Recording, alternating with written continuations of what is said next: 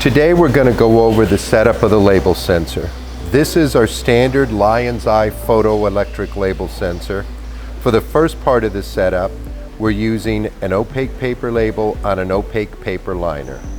How the label sensor works is there's a sender and a receiver portion, and when the gap between the labels passes between it, it triggers.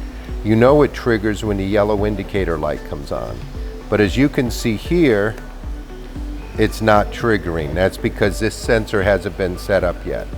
So what we need to do is start by pulling the label out of the sensor, pulling the label off of the liner, and putting just the liner in the sensor.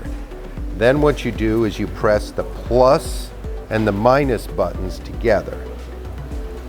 That'll give you the red indicator light. The red light flashing means it's in either learn or teach mode. So now it's learned how much light it takes to shine through the liner. Then you put the label on the liner in the sensor and press the minus button.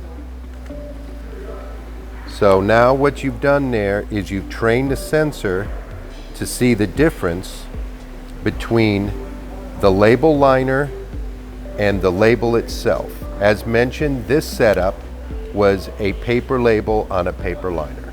So earlier we had showed you the setup of the label sensor for an opaque label on an opaque liner. That was a paper liner that you couldn't see through on a paper label you couldn't see through.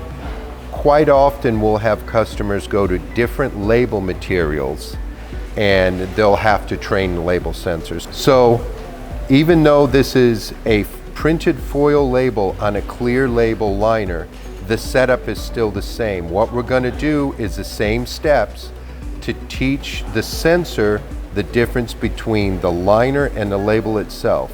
So as before, we start by pulling the label and the liner out from within the sender and receiver unit, and you can see the two arrows, that's where it goes in the gap. I'm going to take the label off of the liner. I'm going to put the liner only in the sensor.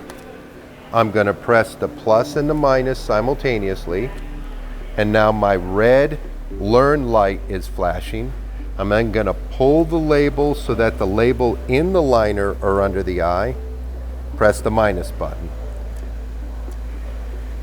And now it's working, it's seeing the gap. So this sensor will work for any opaque label, whether it's on an opaque liner or whether it's on a transparent clear liner like this.